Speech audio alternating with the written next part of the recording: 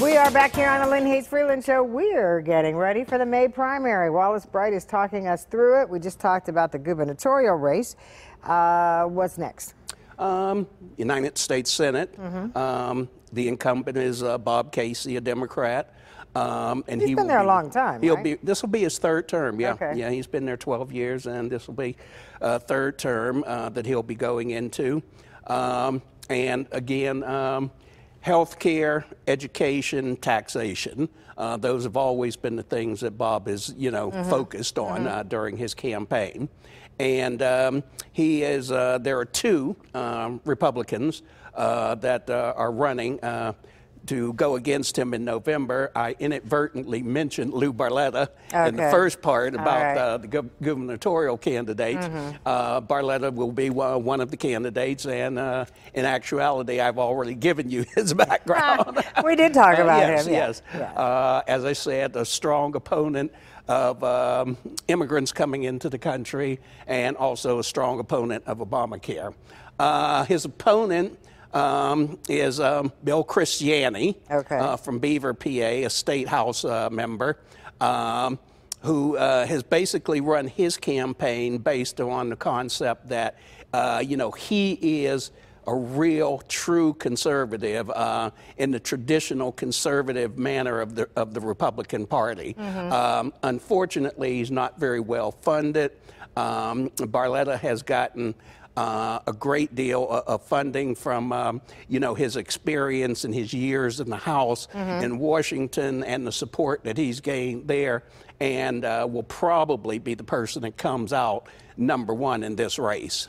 Now, whether we're looking at a Senate race or even the gubernatorial race, how much do these elections have the potential to be more of a referendum on the presidency?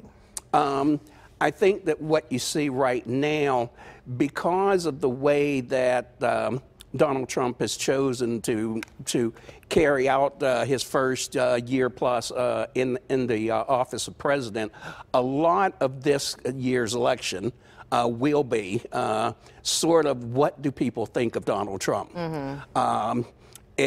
Right now, one of the things that Democrats are banking on is that a number of those Democrats that switched over in 2016 and voted for Donald Trump have stated that they're not satisfied, and they're going to come back to the Democratic Party.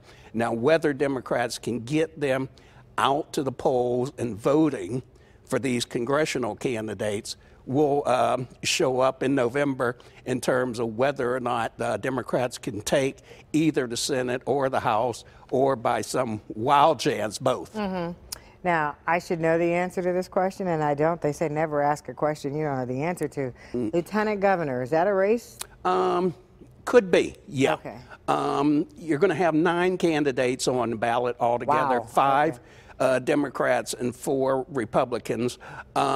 The 4 Republicans have not really stumped very much during the course of the campaign, and one reason is going back to the governor's race, and I admit that I have forgotten the gentleman's name, but as I said, Mr. Wagner has the support of the Republican Party establishment, and he has sort of handpicked already the person that he wants to be his lieutenant governor. And I apologize, I don't remember the gentleman's name. Hey, I didn't even know if there was a race. Okay, we're good. On the Democratic side, Mike Slack has had his problems, and as lieutenant governor. So, that's going to play a part in it. And also you have, from here in Western Pennsylvania, you have the mayor of Braddock, John Fetterman, who developed an identity across the state 2 years ago running for the Senate. So he could, be a viable candidate.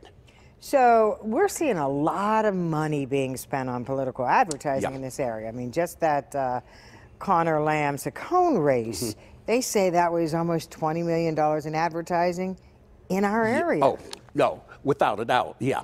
And again, part of it has to do with, the Republican Party is really very, very concerned about how they're going to hold on. It appears that they will probably lose one chamber. Democrats may win one chamber, and they're fighting very hard. Republicans are fighting very hard to see that they hold on to the other chamber. I think probably at this point in time, one of the things that they may really want to hold on to most will probably be the Senate, because one of the things that President Trump has done is he's come up with a slew full of candidates for all of the vacancies in the federal judgeships. Probably got about 32, 33 already in place, and close to another 50 sitting in committee, ready to be confirmed. And those federal judgeships are more important than people realize. Oh, yes, very. Absolutely. Anything else we need to know before we get out the polls? One of the things that, you know, has caught my attention is right here locally, we've got some young black candidates out there, like Arian Abney, who is challenging the incumbent Jake Wheatley there. And we also have a gentleman down in Washington County who's running for the State House.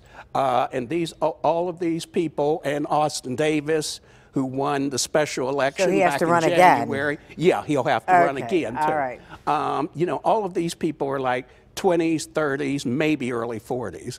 And I think that, you know, we as a black community need to look at these people.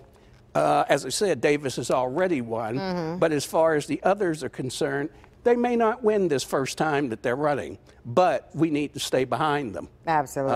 And bring a new generation of leadership into the community. Into the fold. And you know what? I think we're going to do a whole show on that now that you say that. Okay. You gave me lots of food for thought. So okay. You'll be back.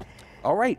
We'll take a commercial break. When we come back, oh, and don't forget, so Election Day is coming up May 15th. It's too late for absentee ballot if you didn't do that yet, but you can get out and vote. Make sure you do. We'll be right back with Brown Mama Monologues.